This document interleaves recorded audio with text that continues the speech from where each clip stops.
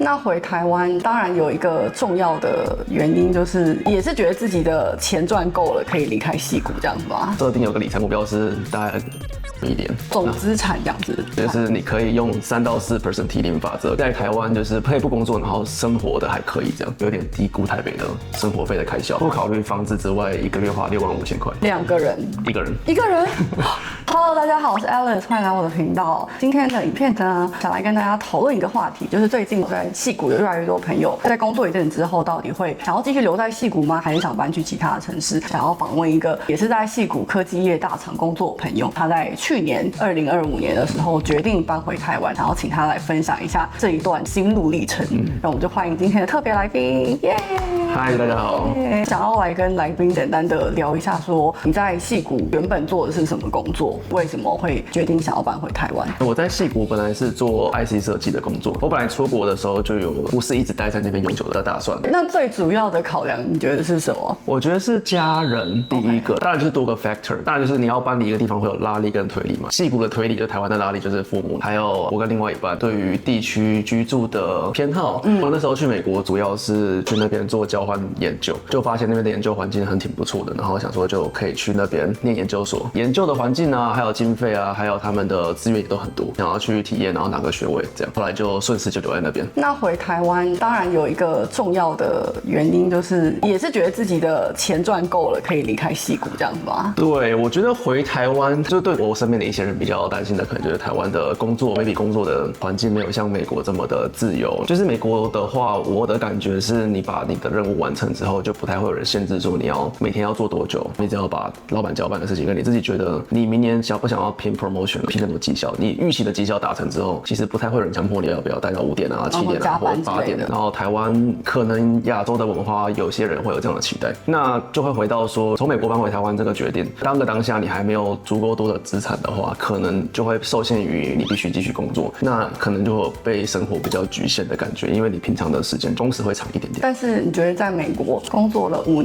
年左右，为什么会觉得好像已经赚够了，可以回台湾这样子？我其实念 PhD， 然后我老婆是工作经验比我长，这样， OK， 所以她在我念书就有在工作，然后我们就设立理财的目标，这样。后来我加入工作之后，然后我们公司也发展的不错，股票涨了几倍。其实我们设定的期间是2027年，为什么这样设呢？因为我们是2017年去美国，10年就会觉得差不多是一个人生的阶段性目标，就看那时候能够存到多少钱，再来想办法说我们要加减调整，这样就是。我们当初其实设定有个理财目标是大概2.5 million 总资产这样子。对，流动性资产2.5 million， 就是你可以用3到4% 提领法则，在台湾就是可以不工作，然后生活的还可以这样。2.5 million 的股票现金，但不含如果在美国买房的话，那些钱是拿不出来就不算。所以你就是以这个为目标，然后在去年还是更早之前就达到这个目标。对，就是2024吧，因为我们2025 9月正式搬回来，然后2024的大概年尾那时候就稍微清点了一下手边的一些资产，然后觉得有提早达到，所以就开始有比较认真思考搬回来的这件事情。所以觉得说那个3到4%，就是说把它存起来，存在银行里，然后每个月用利息加上自己的工作嘛，还是怎么样计算的？计算应该是要看你有没有风险接受能力。就是如果是以我的话，我觉得我自己还年轻，我觉得放比较多在股票里面，就例如说90%的股票，10%的现金，就是这也是巴菲特建议大家可以做的方式，就是90%的美国 S&P 500 ETF， 然后10%的短期债券现金。那短期债券现金也是会有利息的，像现在是3%吧，然后美国长期就是报酬率是8到10%、7到9%，差不多。但去年就特别好啊。对，一定会有特别好、特别差的时候，所以才会需要放那10%。特别差的时候就不需要去低点卖出你的股票的部位，因为你有10%的部位。你想一下，就是250万的10%是25万，25万其实可以在台湾可以花了好几年了，真的就可以度过熊市了。所以你的股票虽然说公司股票涨了很多，但你也没有一直 hold 住那些股票，你就是把它卖了，转买那些大盘。我一开始的时候有卖，后面有几次没有卖。一开始卖的时候是考虑到，因为 RSU 给你的时候，当下已经用现价课所得税了。其实我在一路上卖股票的时候没有多缴资本利得税，然后我可能会比它高一点点卖掉，但是不会课太多资本利得税。但是公司不是会有 RSU 跟员工认股？对，ESPP。那员工认股的话，我就会 hold 着，因为那个资本利得卖掉就会很可观。如果是待在一家股价长期上涨的公司的话，反而会觉得很可惜啦，因为早期卖的股票就会觉得哦，那我到现在再卖可以赚更多，但是没办法，你就是当下做了以当下最适合自己的决定嘛。我想问，怎么样决定？比如说，一直是找新的工作，或者留在原本的公司？我觉得有个很重要的点是，我蛮喜欢我现在工作在做的事情，这第一点。然后第二点是我还有没有拿完的股票。通常外商的 relocation 是不会把你原本没有拿的股票收回去的。哦，是这样子。就即使你换了 location，那你 relocate 的 RSU 是不会调整的。对 ，invest RSU 通常是不会收回去的。像你从美国变到台湾，那这样子，在比如说 base salary 那些会调整？哦，会 base salary 会根据当地的物价调整。所以你的 base salary 就比在美国少了一些，少了不少，也不会说一些啊，就蛮多的。蛮多的。我听到了大概是1/3到1/2 base salary。你说美国的1/3？对，其实要考量到你做的是软体还是硬体，有差吗？其实美国的软体市场价是比硬体高，硬体在台湾的市场价比美国软体高。对啊，所以其实就会有一个硬体可能价差会比较小，软体价差会比较大。所以回台湾做，等于说这样转，你可能就少了1/3左右，少了1/2。哦，如果是软体的话，可能会少更多，说不定到2/3。OK，就变成原本的1/3。但是唯一调整的就只有 base， 就是 RSU 跟其他的 bonus 那些会调整吗？因为那个 bonus 跟 RSU 是每年新给的，所以你在调的当下，不是在那个时间点上，就不会知道未来的时间点会发生什么事情。哦，当下只会知道你的底薪会调整多少。但你就觉得其实也 OK， 毕竟矽谷这么的贵，回来会觉得说，即使就是 base 应该说底薪变少本来就占了比较少的一部分。对，所以就基本上回台湾觉得，其实还是可以过得挺不错的这样子。对，算是有一大部分是可以靠以前的资产，刚刚讲的3到4%发生。另外就是现在工作多赚的，就是在多存，然后未来会有更多余韵这样。大家资产累积到一定程度之后，就会有一些理财的规划或是税务的规划之类。不知道你这边有没有什么可以分享的？有其实我们对税务规划还做了蛮大的调整。我刚好提到，就是因为 ESPP 有很大的是资本利得嘛 ，RSU 也有些放了一阵子，然后也有很大的资本利得。还有就是个人投资的股票，而且我们未来如果是靠美国的这些资产来过活的话，如果 keep 住美国的身份，其实是会蛮伤的，就是每次卖资本利得都大概有15%到20%的课税。所以其实我们在去年的时候就有把美国的身份放弃掉，这样。放弃绿卡吗？放弃绿卡的话就不用缴税。有分2部分来讲，一个是你公司部分的 RSU，那个东西有一部分是逃不掉的，但是你个人的投资的资产，资本利得课税是以卖出的当下你是不是美国税务居民为主。例如说2025放弃，2026这一整年卖都不需要课资本利得税，即使有 like long term capital gain 都不用扣，因为是卖出的当下你是非美国税务居民，你有时候居住在国外，所以美国本来就是不对这块课税的。那这样应该可以省很多就是不少嘛。就是比如说你们之后可能再过更久之后卖，或今年全部卖掉，也都不会有影响。对，可以把它想成说，如果持有绿卡或公民的成本，可能就是你每年股票的20%的感觉。但是因为我比较好奇的是说，就在矽谷嘛，感觉应该是做的是比较核心。有人会觉得说，他在矽谷做的可能是比较前端的发展，那会不会有人会担心说，如果回了台湾就没有办法做到这么中心的业务？你那时候怎么样去做这个权衡这样子？General 来说，就是在企业非总部的地方做的东西，以企业的角度来说，就是比较不会把重要技术交到分支去嘛，所以多多少少这些企业都会有这样的现象。但是以我的经验来说，我是只有换地点，我并没有换组，所以我做的内容是完全一样的。然后要达到这样的话，可能要你跟你的 manager 感情维系的特别好，很厉害。所以你的组现在都还是在美国，就只有你一个人在台湾，然后就是 remote work。对，算是在台湾的办公室 remote work。那你觉得这样子配合起来会有什么不便吗？因为我之前也是有在台湾 remote work 一阵子，我觉得 remote 可能1-2个月好像还 OK， 但是时间一久了，你觉得可能还有时差，这种 communication 成本你是怎么去处理？我觉得多多少少会被影响，但是影响的程度和你的 job 的 function 有比较大的关系。如果在比较 junior 的阶段调的话，那的确会影响非常大，因为你还在跟其他人学习嘛。那你时差 miss 掉，比如说你每天只有跟美国1到2个小时重叠，那可能就会比较难学习他们的 ramp up 你的要去做的事情。那如果像我已经 maybe 做了3到5年回来，那本来就已经熟悉做的事情，然后我做的东西也比较独立一点，就不太需要一直 depend on 别人的这种 iteration， 就是我自己可以把很多事情一条龙把它做完的话，就不太需要等待美国那边的回复的话，那重叠时间就比较不是那么大的 concern。那多多少会影响了，就是老板可能会想说，有些 ownership 是要跟美国的组合作的，你如果 miss 掉很多时间的话，那可能就拿不到重要的 project 的 ownership。我现在是 keep 原本我的一些 ownership， 然后跟 key role 这样。现在搬回台湾可能也半年，目前为止，你觉得台湾跟美国的工作作文化真的有可能想象中的差这么多吗？想进矽谷科技公司工作吗？跟大家分享一个求职好帮手 Skywork.ai， 它最核心的 Deep Research 功能可以帮你同时扫描好几百个网页，把零散的技术细节可以整理成一个带有出处的深度报告，这对于准备 Technical Interview 增加深度和广度非常有帮助。如果你的面试需要 Presentation，Skywork 也可以帮你把整理好的内容一键变成精美的 PowerPoint， 不管是背景研究、方案展示，或是各样的 Case Study 等等 ，Skywork 都能够帮你轻松搞定。如果你是需要准备作品集的话 ，Skywork 的 Design Agent 功能让你可以用自然语言就可以打造出一个专属的个人作品集网站，不需要学会写程式，也再也不需要自己手动的调那些排版还有设计。在现在这个时代，懂得使用 AI 的人绝对比不懂的人能够抢占更多先机。在准备面试的时候，不妨让 Skywork 这个 All-in-One 的软体帮你解决写作、PowerPoint 还有各式各样的资料准备，让你轻松的成为 HR 眼中那个一个人敌100个人的人才吧。现在就使用我的专属链接和我的折扣码 Alice20就可以获得 Skywork 的8折优惠哦！一起使用 AI， 让你拿下心中的理想 offer 吧。就算在台湾的外商hire进来的人也是台湾人，也有极大可能是从台商跳过去的。所以如果是 local manager 的话，大概率还是会 mix up 台商跟外商的文化。我觉得 general 来说稍微认真一点嘛。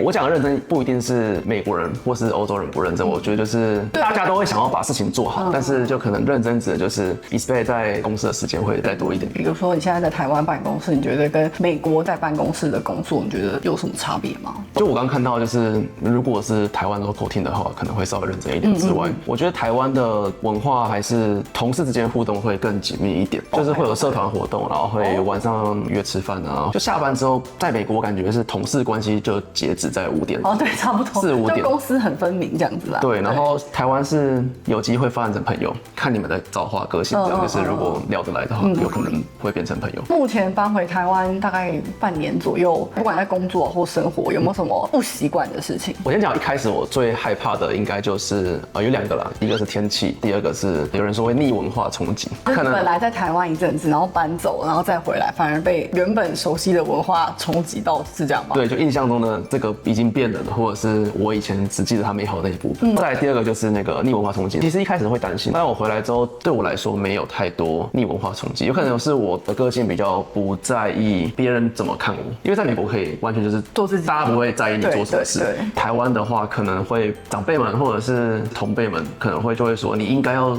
做社会上的什么规范的事情。台湾现在很多改变，但是你之前可能会说结婚生小孩啊，或者是你应该要有一个朝9晚5的工作，然后稳定到65岁退休之类的这种事情，然后不要做太多杂事。对，我自己是比较不 care 别人怎么讲，我就觉得我把我的生活过好，对自己负责，那别人要怎么说我，那这是他的事情。这样，我回来之后并没有感受到这一块对我有太大的冲击。因为其实我身边的人最近也蛮多人在想说，在矽谷住一阵子啊，可能钱也赚差不多了，然后体验的也差不多了，就有想要回台湾。你会想要给这样子的人，觉得要做什么样子的准备，或者做什么样子的探索，就探索这样子的可能性？这样类型的人可能回来之后 maybe 不会 keep 他们的工作，对，因为好像也不是每个人的公司都在台湾有 office 啊，或是公司可以让你一直在台湾工作这样子。对啊，然后直接从台湾找的话，可能会跟他们原本的工作会差异比较大。那我觉得能够做到最好的准备，就是在美国多存一点钱，确保你在台湾是可以不需要为了收入去奔波的。但不会说就是我就零收入，就假设例如说我年薪可能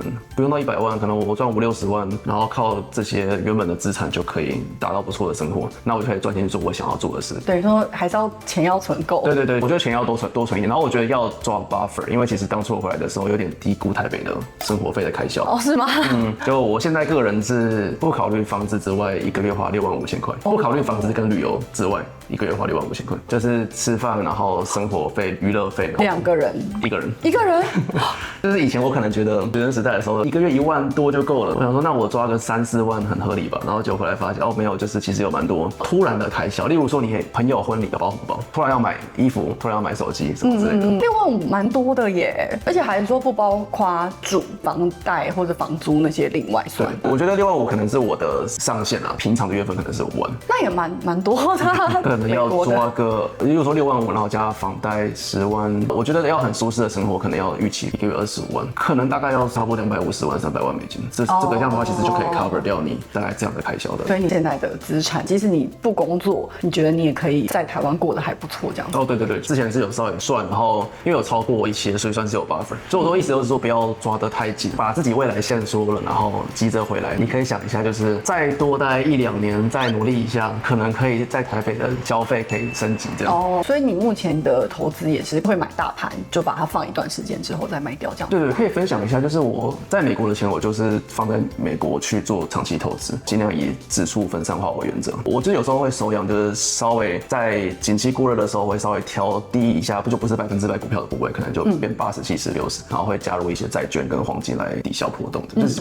抵消未来可能的波动。但可能会少赚，但是少赚就少赚，但是我当下的心境是比较平和的。那在台湾的部位，我不会用付委托的方式，因为我收入的 bracket 算比较高，所以那个海外的基本收入、全民基本税制有一个东西，然后那个算是海外税就会被课28%，好像20还28。那我就会用台股的方式去买，例如说台湾上市的美国的 ETF 这样。但是台湾的券商。对，台湾券，所以这样就会变成你的资本利得就会变成台湾的免税的范畴，因为台湾的股票是不课资本利得税。但是如果你是去付委托的话，那你的价差就要课基本税的海外收入。现在会有动用到美国那边的资产吗？还是说你就暂时就是股票 RSU 啊那些都还是放在美国，有必要的时候再去用它？对，目前因为我台湾有收入是达到最高 bracket 嘛，所以汇回来的钱其实都要课税，所以我现在大部分是刷美国的信用卡，就不用把钱汇回来。然后美国的信用卡蛮推荐的是有一张那个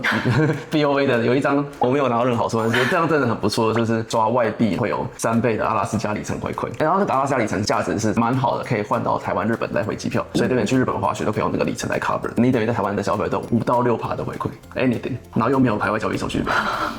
感觉还不错可是那我很好奇，你的 RSU 之后还是会 vest 给你嘛？可是你已经不是美国的税务居民，那这样子会有什么样子的税务上的 implication？ 这些就是属于你在，因为是台湾的分公司嘛，它就会上报给台湾政府，所以这就属于你的综合所得税，不用再缴美国的。这方面就是比较 tricky。我刚刚提到就是放弃美国身份之后，但是 RSU 会有一个 grant 跟一个 vest， 那从 grant 到 vest， 例如说是3年，如果你其中的2年是美国税务居民，那就要针对其中的2/3的金额去课美国的税，联邦税、州税也是，但是州税是不能够用台湾的缴过的税来抵，但是联邦税可以，所以联邦税大概率是可以用台湾的综合所得税来抵消掉，但是州税还是要去缴，例如说加州可能是9到10%，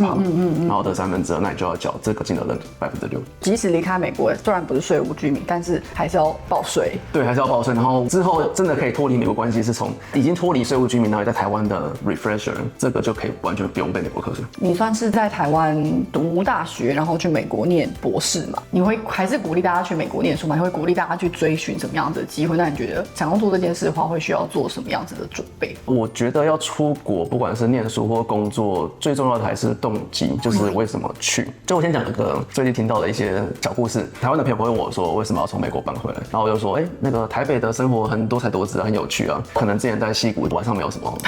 有趣的事情，他们就说怎么会？我看美剧都是在天天 party， 觉得很好玩。但是那边不是长这个样子的。如果说这件事情是可能想要直接去工作，那会对美国的期待可能是错误的期待。你可能要先知道那边的生活模式是不是你喜欢的。但是你如果是抱持着不同的期待的话，例如说我觉得在矽谷是夜夜笙歌，然后又可以赚很多钱，那我去了发现不是这回事，可能会后悔。然后你到时候已经付出很多成本在里面了，那就可能就不是你想要的。然后我当初会去美国念书是有先去看过，就是我那时候去 Stanford 当交换研究生，然后看到那边的资源真的是非常丰富，就是仪器啊，然后人都非常 knowledgeable， 然后想要做什么就很快就可以生出一篇 paper， 把它 study 全部都写得很清楚 ，simulation 的 license 也都有。就觉得教育资源就是美国的确是蛮好的。就回到刚刚说有没有鼓励大家出国，我觉得电机领域不管是软体硬体，我觉得美国顶尖的大学他们的资源都是比台湾丰富非常多的，可以鼓励大家去试试看。如果能够亲身经历的话，一定会收获非常多。还想要问一个问题，就是因为我知道你们公司是做硬体嘛，不过跟最近的 AI 热潮也是密不可分，但是也是在矽谷很多人就最近在讨论 AI 会取代软体工程师。硬体方面，你自己在工作上你会有担忧吗？还是觉得其实好像也没这么回事？或是 AI 在你的工作上，你觉得有什么样子的影响？我的工作比较偏研究跟模型开发，所以可能 AI 目前还不会影响到我的工作，但是硬体工程师的确会，就是好坏是正反两面。它帮助我们做很多事情，例如说我现在写程式就不会从头开始写 Python， 一定都是 Cursor 或是什么 AI 的程式呢，可以帮我写完底，然后我需要改什么，我再背上那个去改。然后还有另外就是例如说以前可能要做很多 flow 的 integration， 那 AI 可能可以帮忙有这一块的东西，就变成说，如果你做的东西还是维持在比较这种不是高度脑力密集的东西，而是帮别人去串接这些 flow， 或者是可能写一些 script flow 来自动化的话，那就会有可能会被 AI， 因为毕竟 AI 就把这个事情做掉了嘛。我觉得就是要多朝这种比较 high level， 就是比较偏 senior 的工作啦，就是架构，然后比较创造力的东西，而不是基本的 scripting 啊，或者是 flow integration 这种东西，那可能会比较安全一点。最后的一个问题就是，我很想知道你对于财富自由的定义吧。定义就是可以去做自己想要做的事，然后过自己想要的生活。但每个人财富自由的资产大小其实是因人而异，每个人欲望不一样，那就是取一个 trade off， 因为欲望越多的话，那势必要存更多资产，那愿不愿意再付出那么多时间在帮别人打工，或者是要创业，然后赚到那么多钱这样。然后我个人是可能快接近了，所以就会想比较多自己自我实现的部分。那今天的影片呢，就很开心回到台湾，有机会访问一下搬回台湾的心路历程，就我觉得可以给大家做一个参考。那如果你还有什么其他问题想问的话呢，也欢迎留言。那今天的影片就到这边，我们就下支影片再见啦，拜拜。